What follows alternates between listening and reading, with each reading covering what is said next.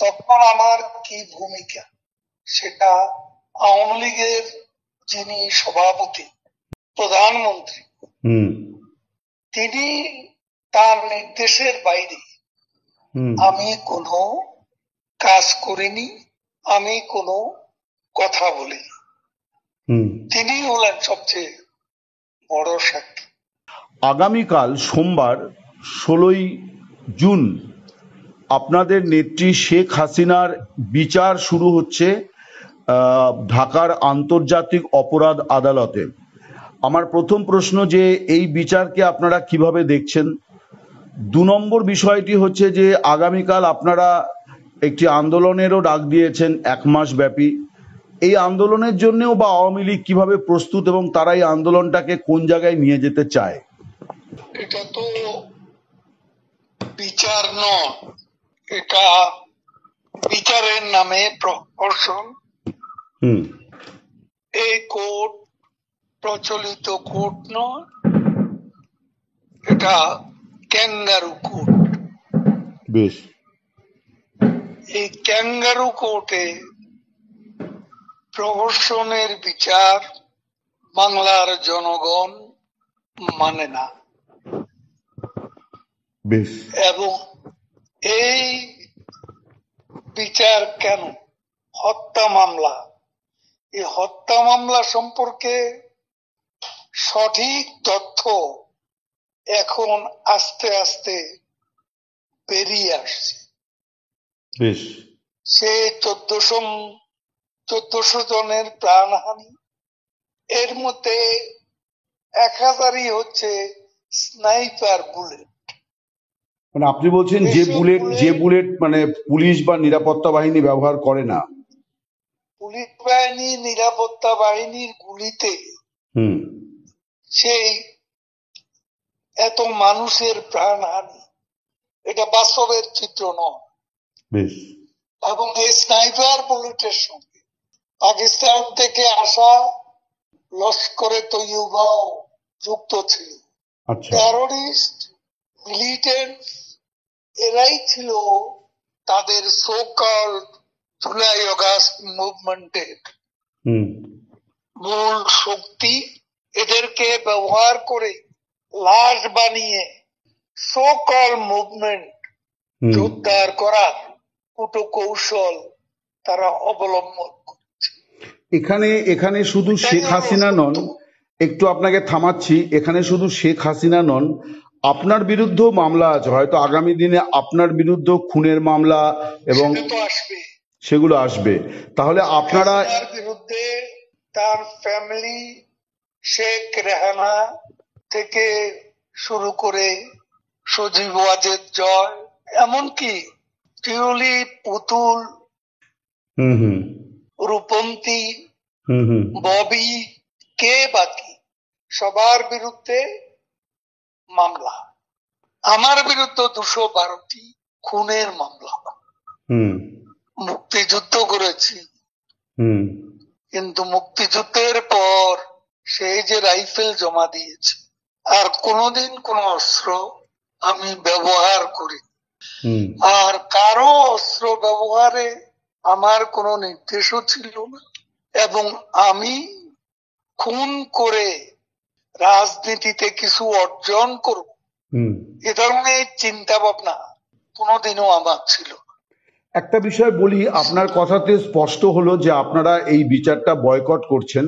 এবার আমার প্রশ্ন হচ্ছে যে দেখুন, এত বড় একটা ঘটনা ঘটলো, কিন্তু যেটা সামনে আসলো যে ওবায়দুল কাদের তিনি ছাত্রদেরকে এই সশস্ত্র মোকাবিলার নির্দেশ দিয়েছিলেন।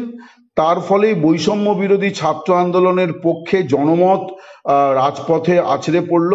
ফলে আপনি কিন্তু এই গোটা ঘটনাতে ভিলেন, মানে ক্ষমতাচ্যুত হয়েছেন শেখ হাসিনা এবং তার সরকার, আর ভিলেন হয়েছেন ওবায়দুল কাদের। আমি কিন্তু কখনো এই বক্তব্যটাকে কাউন্টার করতে শুনিনি আওয়ামী লীগকে। মানে আপনি যদি এই ব্যাপারে আপনার প্রতিক্রিয়া দেন। আমি তো আপনি শুনেছেন কিনা জানি, আমি তো বারবার কথা বলেছি যে এটা কেউ প্রমাণ করুক।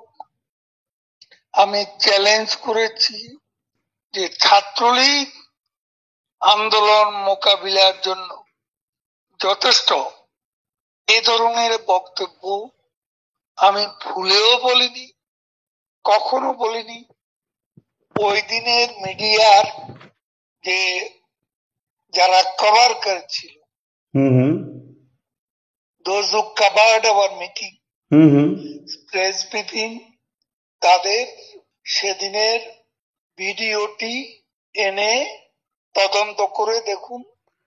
মিস্টার কাদের, আমি একটা প্রশ্ন করি। আমি এই ধরনের কোনো মন্তব্যই করিনি। হ্যাঁ, আমি আপনার কথা শুনলাম, যথেষ্ট। কিন্তু আমার মনে হয় যে আপনাকে তো বোধহয় দলের কাছেই অগ্নি পরীক্ষা দিতে হচ্ছে যে এমন কোনো কথা আপনি বলেননি। কারণ আপনি যে বলেননি এই কথাটি কিন্তু আওয়ামী লীগ খুব জোরালোভাবে কখনো বলছে না যে না ওবায়দুল কাদের আমাদের সাধারণ সম্পাদক এরকম কোনো উস্কানিমূলক মন্তব্য করেননি। এই কথাটি কিন্তু আমরা আওয়ামী লীগের মুখ থেকে শুনছি না। দেখুন, আমি তো আওয়ামী লীগের জেনারেল সেক্রেটারি, এই প্রশ্নটিও তো কাউকে করেনি, এখন না করলে কিভাবে জবাব দেবে? আচ্ছা, তবে আওয়ামী লীগ তো ছিল, তখন এ নিয়ে আওয়ামী লীগ মহলে কোনো উচ্চবাচ্য ছিল না। আমাকে কেউ এটাও বলেননি যে আপনি ভুল করেছেন। আমাদের নেত্রীও আমাকে বলতে পারতেন, কিন্তু আমি তো এ ধরনের মন্তব্য করিনি। নেত্রীর একটা বক্তব্য দিয়ে মিডিয়ার একটা অংশ সেদিন বিভ্রান্তি সৃষ্টি করতে চেয়েছিল। তেমনি আমি পার্টির জেনারেল সেক্রেটারি, আমার একটি বক্তব্যকেও তারা ভিন্নভাবে টুইস্ট করে প্রচার করেছিল, যেটা ভিডিওতে আপনি তদন্ত করলে খুঁজে পাবেন না। সেদিনের মিডিয়া তো আছে। আরেকটি প্রশ্ন আমি আপনাদের দলের তরফ থেকে শুনি, সেটা আপনাকে আমি বলি যে যখন ঢাকাতে ওই রকম ভাবে বৈষম্য বিরোধী ছাত্র আন্দোলনের মানে ভিড় বাড়ছে, জনগণের বাড়ছে, তখন আওয়ামী লীগের তরফে একটি আলোচনা হয়েছিল যে ঢাকায় আপনারা একটা বড় সমাবেশ করবেন অন্তত 5-10 লাখের। কিন্তু প্রত্যেক দিনই সেই সমাবেশের তারিখ পিছিয়ে যায় এবং ফাইনালি সমাবেশটি হয়নি। যেখানে যে আওয়ামী লীগের সঙ্গে মানুষ আছে, এই ন্যারেটিভটা আওয়ামী লীগ তৈরি করতে পারলো না।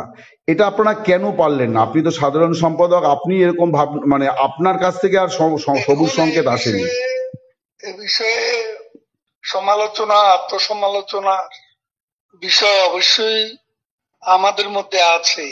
তবে একটা কথা হচ্ছে, প্রতিদিনই পিছিয়ে যায় এমন কোনো এজেন্ডা আমাদের ছিল না। যথারীতি আমাদের সমাবেশ শহরে, ঢাকা সিটিতে, তার বাইরে বিভিন্ন জায়গায় হচ্ছিল, জেলা পর্যায়ে, বিভাগীয় পর্যায়ে, উপজেলা পর্যায়ে। কিন্তু 1 তারিখে আমাদের ঢাকা একটা জমায়েত ছিল, সারা বাংলাদেশ থেকে নেতা কর্মীরা আসবে এবং ঢাকায় একটা জমায়েত আমরা করব, বিশাল জমায়েত, সেখানে যোগ দেবে সারা দেশের নেতা কর্মীরা। এ ধরনের একটা প্রোগ্রাম ছিল, কিন্তু এটা শেষ মুহূর্তে একটা যুক্তির কারণে, একটা অনেকটা অকাট্য যুক্তি, কারণ তখন কারফিউ ছিল। তো কারফিউ চলমান অবস্থায় আমরা সরকারি দল কোন জমায়েত আনুষ্ঠানিক সমাবেশের আয়োজন করলে সেটা তো কারফিউকে অমান্য করা হয়।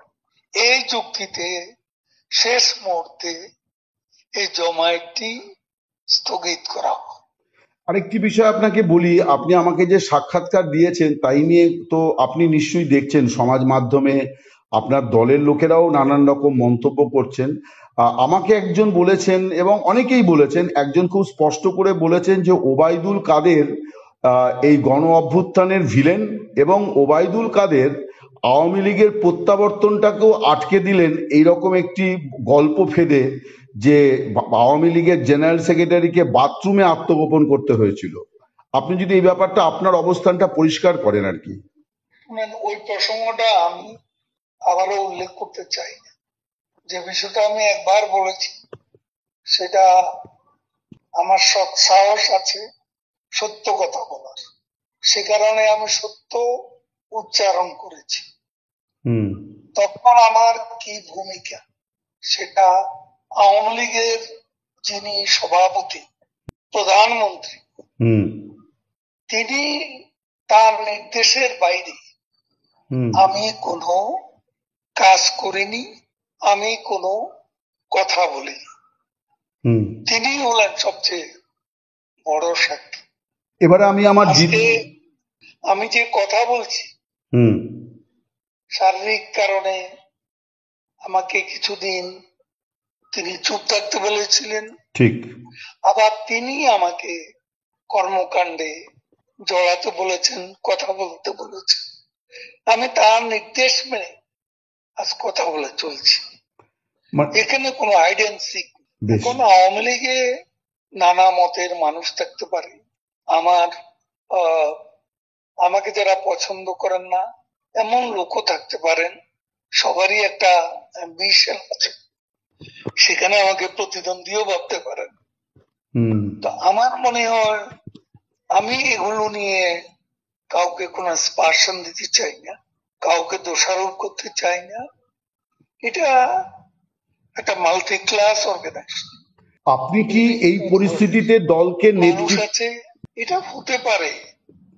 আমি ভিন্ন মতকে শ্রদ্ধা করি, কিন্তু একটা পার্টিতে বিশেষ করে এই দুঃসময় এমন কোন কথা আমাদের কারো বলা উচিত যে মতান্তর মনান্তরে রূপ নেবে, এমন কথা বল।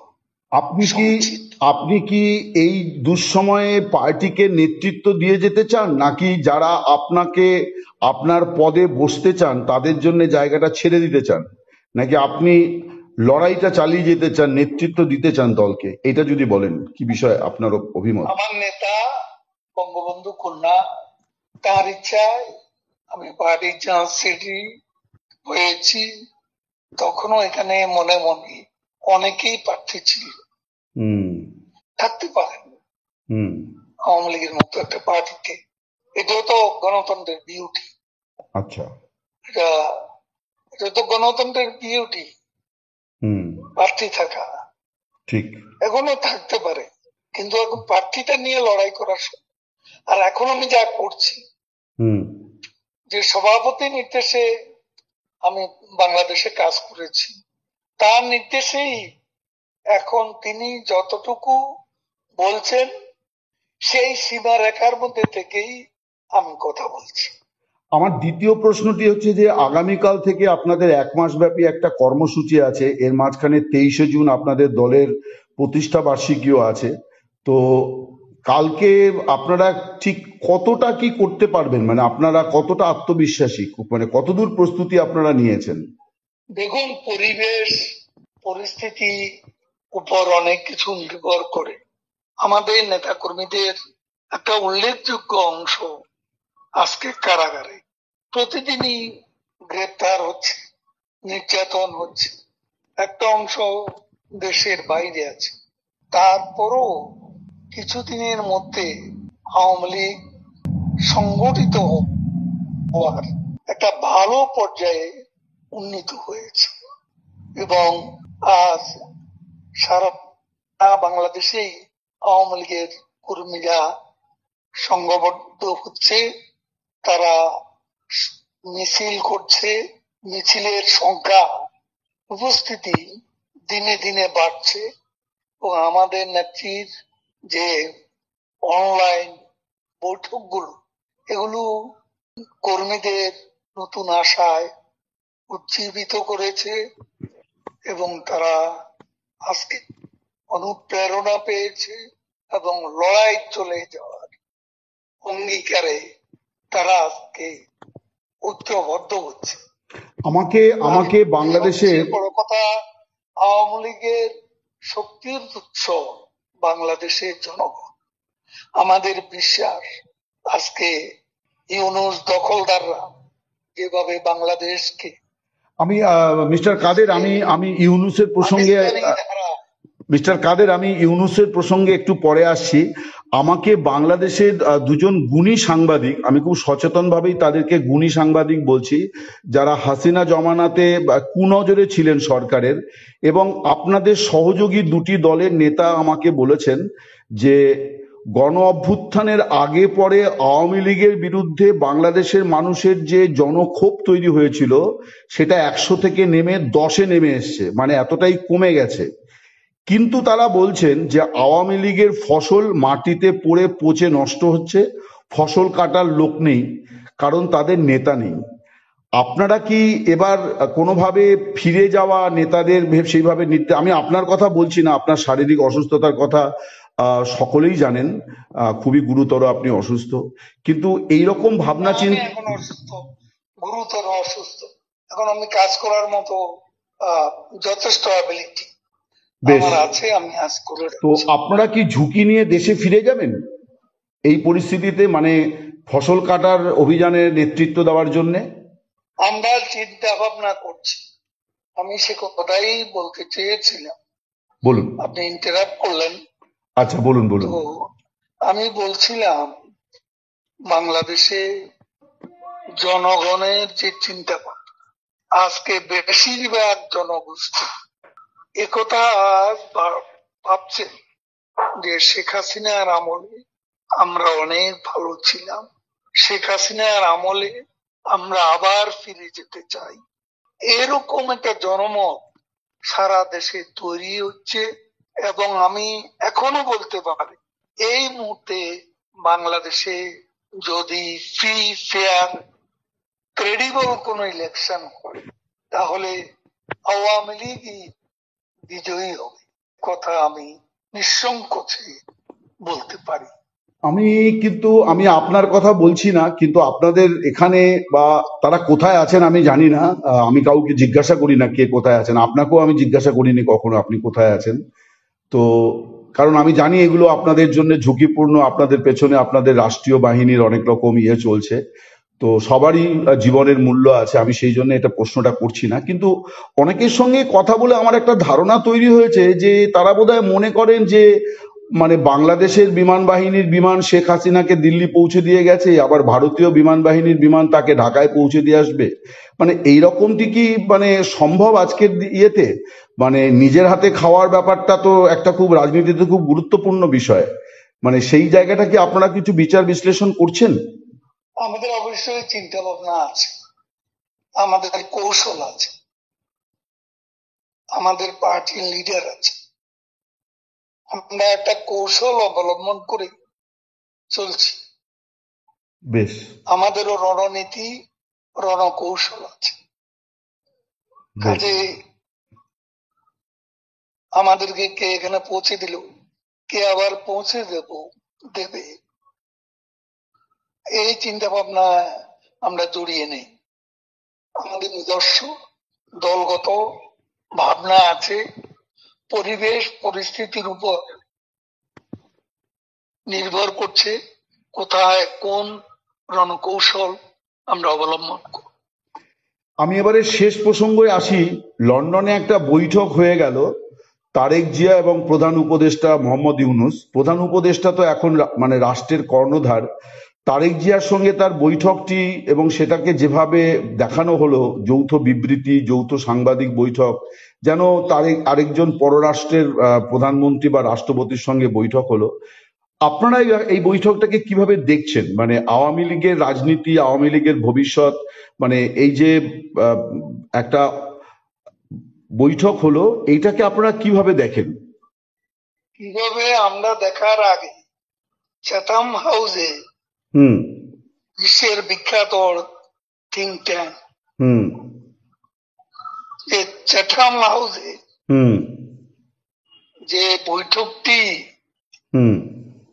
ইউনূস সাহেবের সাথে হলো, সেখানে তাকে যে প্রশ্নগুলো করা হয়েছিল সেই প্রশ্নের সদুত্তর ওই থিঙ্ক ট্যাঙ্ক থেকে তারা পাননি। তার মূল টার্গেটই হচ্ছে ইন্ডিয়ান আওয়ামী লীগ, ইন্ডিয়ান শেখ হাসিনা, সমস্ত প্রতিবন্ধকতার মূলেই হচ্ছে ভারত এবং শেখ হাসিনা। সেখানে তিনি যে একটা কনস্টিটিউশনাল গভর্নমেন্ট তার প্রমাণ দিতে পারেন, তিনি প্রমাণ দিতে পারেননি কোন শক্তির বদৌলতে তিনি দেশ চালাচ্ছেন। কোথায় মানবাধিকার? বাংলাদেশে তো কোনো মানবাধিকার নেই। আওয়ামী লীগের মতো একটা দলকে কেন নিষিদ্ধ করা? সে প্রশ্নে তিনি সদুত্তর দিতে পারেন। তার সঙ্গে কিং চার্লস এবং কিয়ার স্টারমার যে প্রধানমন্ত্রী ইংল্যান্ডের, তার সঙ্গে বৈঠকের যে প্রচার ফলাও করে তার ঘনিষ্ঠ জনেরা প্রচার করেছিল, বাংলাদেশের মিডিয়াও খুব চকিত ছিল এই প্রচারণা। সেটাতেও বাস্তবে রেজাল্ট শূন্য। তবে কি তিনি শুধু তারেক রহমানের সঙ্গে বৈঠক করার জন্যই লন্ডনে গেছেন এমন প্রশ্ন অনেকে করছেন, কিন্তু সেখানেও সবকিছু হাইপোথেটিক্যাল। যে এপ্রিলে হবে, এপ্রিলে না হলে রমজানের আগে ফেব্রুয়ারিতে ইলেকশন করা যায় কিনা তা নিয়ে আলোচনা, তা নিয়ে প্রেস ব্রিফিং, তা নিয়ে স্টেটমেন্ট। এ নিয়ে আবার বাংলাদেশে তার সবচেয়ে ঘনিষ্ঠ যারা মিত্র ক্ষমতার, জামায়াতে ইসলামী এবং এনসিপি, ছাত্রদের তার যেটা নিজস্ব সংগঠন, তারা কিন্তু অত্যন্ত হতাশ। কিন্তু মিস্টার তারেক, আমি একটা জিনিস সোশ্যাল মিডিয়া মিস্টার কাদের, আমি একটা অন্য প্রশ্ন করছি যে এতদিন পর্যন্ত একটা ন্যারেটিভ তৈরি হয়েছিল যে বিএনপি বনাম ইউনূস ব্যাপারটা সেই দিকে গড়াচ্ছে। হঠাৎ করেই দেখা গেল যে হাওয়া বিপরীত মুখে বইতে শুরু করলো, যে তারা দুজনে হ্যান্ডশেক করলেন লন্ডনে গিয়ে। তো সেদিক থেকে তো রাজনীতিতে একটা গুণগত পরিবর্তনও হয়ে গেল। সেটা কি আওয়ামী লীগের জন্য একটু কঠিন, আরো একটু পরিস্থিতি কঠিন করে তুললো না? সেখানে কি সুনির্দিষ্ট কোনো বক্তব্য আছে না কৌশল আছে? ইউনূস তো তার অন্দরের লোকজনকে নিয়েই ইউনূস। এখন বিএনপি এতদিন তার ব্যাপারে তাদের মধ্যে দ্বিধাদ্বন্দ্ব ছিল, সেই দ্বিধাদ্বন্দ্বের অবসান এখনো হয়েছে এমন কোন কথা আনুষ্ঠানিকভাবে বিএনপি থেকে কেউ পায়। আমরা শুনছি যে তারেক জিয়া, আমরা কোন গুণগত পরিবর্তনের কোন আভাস নেই এবং পরিস্থিতি আরো ধোঁয়াশার দিকে যাচ্ছে এবং ক্রমেই একটা স্মোক স্ক্রিন দেখতে পাবেন কে কোনটা। কারণ সেখানে যে আলোচনা হয়েছে তাতে ফেব্রুয়ারি নির্দিষ্ট বলে বলা হয়নি, বলছে চিন্তা ভাবনা করা যাবে, সংস্কার করে বিচার করে কতটা করা যায় সেই চিন্তা করুন। এর বাইরে তো কিছু হয়নি। আমরা তো শুনছি যে আর তাছাড়া তিনি বিদেশে বসে পলিটিক্যাল যেসব সিদ্ধান্ত নিয়েছেন সেগুলো তার মিত্ররা জামাত এবং এনসিপি এরা তো প্রকাশ্যেই হতাশা ব্যক্ত করে বলেছে তারা এই সিদ্ধান্তের সাথে একমত নন। আমরা তো শুনছি যে আপনি কেমন করে বলবেন যে গুণগত পরিবর্তন? আমরা শুনছি যে এইরকম দিকেই এগোচ্ছে বিষয়টি, যে নির্বাচনটাকে ফেব্রুয়ারি মাসে দেওয়ার পরিবর্তে মোহাম্মদ ইউনূস রাষ্ট্রপতি পদ পাবেন, তারেক জিয়া, তারা প্রত্যাশা করছেন তারা জিতবেন এবং তিনি তারেক জিয়া প্রধানমন্ত্রী হবেন, এরকম দিকে এগোচ্ছে। এবং তারেক জিয়াকে আমেরিকার কাছে গ্রহণযোগ্য করে তোলার দায়িত্বটা মোহাম্মদ ইউনূস নিজের কাঁধে নিয়েছেন, কারণ তার সম্পর্কে সাবেক মার্কিন রাষ্ট্রদূতের তো অনেক অবজেকশনেবল কমেন্টস ছিল, আপনি জানেন নিশ্চয়ই। তো আমরা কিন্তু এটাই শুনছি যে মানে রাজনীতিটা ওইদিকে গড়াচ্ছে আর কি। ফলে আওয়ামী লীগ তো নিজে কতটা গ্রহণযোগ্য সেটাও তো জানা দরকার। বেশ, সেটাও জানা দরকার। তিনি আরেকজনকে গ্রহণযোগ্য করবেন, তার আগে ভাবতে হবে তিনি কতটা গ্রহণযোগ্য। তারপর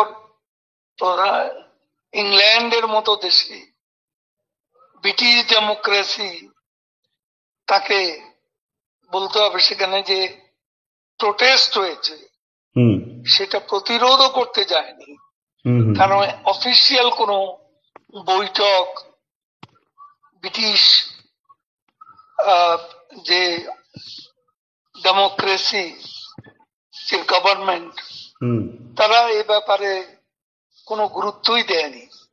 তার বিরুদ্ধে এত বিক্ষোভ, এত প্রোটেস্ট হলো, এটা নিয়ে তো সেখানে উচ্চবাচ্য ব্যবহার হয়নি বা পুলিশকে ব্যবহার করে দমন করা হয়নি প্রোটেস্ট। কাজে আপনি যেটা বলছেন ইউনূস সাহেবের প্রেসিডেন্ট হওয়ার বাসনা আছে, সুপ্ত বাসনা, সেটা বাস্তবে রূপ নেবে, সে স্বপ্ন তো দুঃস্বপ্নই হয়ে যাবে যেদিকে দেশ যাচ্ছে। আমার শেষ প্রশ্ন যেটা, সেটা আপনি মানে আশা করি ভালোই উত্তর দেবেন। আমার প্রশ্ন হচ্ছে যে আমরা দেখছি যে জামাতে ইসলামী, এনসিপি, ইসলামিক দলগুলি, তারা সফল হোক বা না হোক, তাদের একটা পলিটিক্যাল অ্যাক্টিভিটিস, একটা জোট বাঁধার নানা ধরনের প্রক্রিয়া চলছে, আসন সমঝোতা বিএনপির সঙ্গে এরকম চলছে। আওয়ামী লীগের তো মানে আওয়ামী লীগ বিরোধী কিন্তু মুক্তিযুদ্ধের পক্ষের অনেক শক্তি বাংলাদেশে আছে। আপনারা কি এই পরিস্থিতিতে তাদেরকে একত্রিত করার কোনো উদ্যোগ, আয়োজন কিছু নিচ্ছেন? মানে তারা হয়তো ক্ষুদ্র শক্তি, মুক্তিযুদ্ধের পক্ষের শক্তি যেখানেই আছে, আমরা তাদেরকে ঐক্যবদ্ধ হওয়ার জন্য, ৭১-এর চেতনা, মুক্তিযুদ্ধের চেতনা ঐক্যবদ্ধ হওয়ার জন্য তাদেরকেও আমরা আহ্বান জানাচ্ছি। আপনি কি ডায়াল করা শুরু করেছেন সেই নেতাদের? মানে আপনি তো জেনারেল সেক্রেটারি, আপনাদেরই তো একটু বড় দল হিসেবে দায়িত্ব বিষয়, ফলে আপনারা কি সেটা করছেন, নাকি আপনারা প্রত্যাশা করছেন যে ওরা আপনাদের সঙ্গে আসবে? সেটা দায়িত্বপ্রাপ্ত আমাদের নেতাদের কেউ কেউ আছে, তারা করছেন। আমি নিজেও দু এক জায়গায় কথা বলেছি, তারা মুক্তিযুদ্ধের পক্ষের শক্তি, তারা আজকে রাজনৈতিক কারণে এই অপশক্তির বিরুদ্ধে মুক্তিযুদ্ধের চেতনায় ঐক্যবদ্ধ হবে, এ বিশ্বাস আমাদের আছে। আপনাদের কি মনে হয় যে এই জায়গাতে আপনারা গত 15 বছরে কিছু ভুল ত্রুটি করেছেন, তাদেরকে মিসজাজ করেছেন as because they are anti Awami League, but they are pro liberation war? Even তাদের মধ্যে অনেকেই শেখ মুজিবের মানে প্রতি অসম্ভব রকম তারা তাকে শ্রদ্ধা করেন, লিডার মনে করেন, কিন্তু আওয়ামী লীগ করেন না। আপনারা কি তাদের প্রতি একটু অবিচার করেছেন বলে আপনার মনে হয় গত 15 বছরে? দেখুন, আমি সে কথা এখন বলতে চাই। এখন দেখুন, আমাদের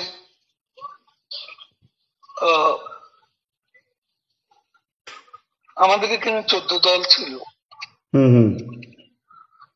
14 দলের সাথে আমাদের আদর্শগত একটা মিল ছিল, সাদৃশ্য ছিল। আমরা একসাথে কাজ করেছি এবং 14 দলের সমন্বয়ক ছিলেন আওয়ামী লীগের জ্যেষ্ঠ নেতা আমির হোসেন আম্মু। এখনো একটা সংযোগ ছিল এবং অন্যান্য যারা মুক্তিযুদ্ধের পক্ষে আছেন তাদের সাথেও আমরা যোগাযোগ রেখে কাজ করেছিলাম। অবহেলা যাকে বলা হয় সেটা তো আমার মনে হয় না যে তারা আমাদের সরকারের মন্ত্রিসভায় আছে, শেখ হাসিনার সরকার মন্ত্রিসভা তারা ছিলেন, এমনকি জাতীয় পার্টিরও অনেকে ছিলেন। কাজে কাউকে অবহেলা করা, কারো প্রতি অবিচার করা, এ ধরনের কোনো কিছু হয়েছে বলে আমার জানা। আচ্ছা, তো আপনাদের আপনি যেটা বলছিলেন যে আপনারা নানা রকম কর্মসূচি নিচ্ছেন, তো এই কর্মসূচির পেছনে মধ্যে আন্তর্জাতিকভাবে কোনো কিছু আপনারা কি কোনো উদ্যোগ আয়োজন কিছু করছেন যে বাংলাদেশে মানবাধিকার হরণের ঘটনাগুলি যেভাবে ঘটছে, গণতন্ত্র? যোগাযোগ করছি। আমার আরেকটি প্রশ্ন, বাংলাদেশে মানবাধিকার পরিস্থিতি আমরা বিভিন্ন ফোরামে আমাদের বক্তব্য আমরা জানাচ্ছি।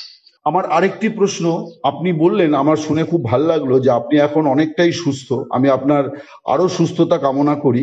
আমার আরেকটি প্রশ্ন হচ্ছে যে এই যে গুরুত্বপূর্ণ পদে আপনি আছেন, এই পদের গুরুদায়িত্ব যদি আবার আপনার প্রতি অর্পিত হয়, আপনি কি গ্রহণ করবেন? দেখুন, এখন এসব চিন্তা করার সময়,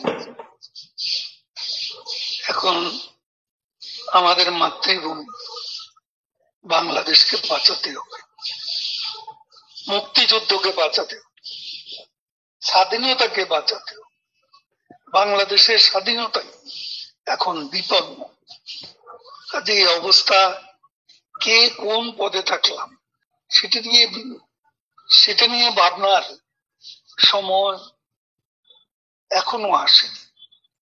আর এরকম অবস্থায় সে ধরনের কোন চিন্তাও আমরা এ মুহূর্তে করি না। আর আমি দল করি, দলের সাথে আমাদের নেত্রী, আমাদের নাম্বার 1 বঙ্গবন্ধুর কন্যা শেখ হাসিনা যে সিদ্ধান্ত দেবেন এবং নেবেন, সেটা মাথা পেতে মেনে নেওয়ার মানসিকতা আমার অন্তত আছে। তার মানে আপনাকে পদে রাখা বা পদে না রাখা দুটোর জন্যই আপনি মানে প্রস্তুত আছেন, মানে দুটোই আপনার কাছে দলের সিদ্ধান্ত। বেশ, আরেকটা প্রশ্ন একটু অন্যভাবে জিজ্ঞাসা করছি। সজীব ওয়াজেদ জয়, তিনি ঈদ উপলক্ষে এসেছিলেন, খুবই স্বাভাবিক, এবং ওনাদের মা এবং ছেলের দীর্ঘদিন সাক্ষাৎ হয়নি, ফলে এটা খুবই জরুরিও ছিল। মাও চান তার সন্তানকে কাছে পেতে, সন্তানও চান মাকে কাছে পেতে। কিন্তু আমরা একটু জানতে চাইছিলাম যে আমরা শুনছি যে উনি আবার ভারত সফরে আসবেন, ভারতে আসবেন, তো ওনাকে কি আওয়ামী লীগের রাজনীতির সঙ্গে সম্পৃক্ত করার কোনো ভাবনা চিন্তা আপনারা, বিশেষ করে এই রকম সংকটময় পরিস্থিতিতে যখন এই উপমহাদেশে পরিবার রাজনীতিতে একটা বড় গুরুত্বপূর্ণ ভূমিকা পালন করে, আমরা সব ক্ষেত্রেই দেখছি যেটা একটা অ্যাকসেপ্টেড পলিটিক্যাল স্ট্র্যাটেজি হয়ে গেছে আর কি, তো এই ব্যাপারে কি আপনারা কোনো ভাবনা চিন্তা করছেন? সজীব ওয়াজেদ জয় মায়ের কাছে, খালা আছেন সঙ্গে, তার কাছে, তাদের দুজনের কাছে এসেছেন। এটা তাদের ফ্যামিলি ম্যাটার, পবিত্র ঈদ উপলক্ষে দেখা করতে এসেছেন। রাজনীতির কোনো ব্যাপার, পারিবারিক কোনো সিদ্ধান্ত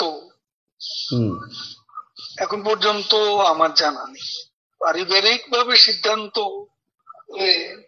সেটা কিভাবে হবে সেটা জয় জানান, নেত্রী জানান, আমি এই মুহূর্তে কিছু বলতে পারছি। অনেক ধন্যবাদ আপনাকে মিস্টার কাদের আমাদেরকে সময় দেওয়ার জন্য, এবং আমি আরো একবার আপনাকে অনেক শুভেচ্ছা জানাই। আপনি আরো সুস্থ হয়ে আবার আপনি সক্রিয় রাজনীতিতে ফিরে আসুন। অনেক ধন্যবাদ আপনাকে, নমস্কার। আপনাকেও।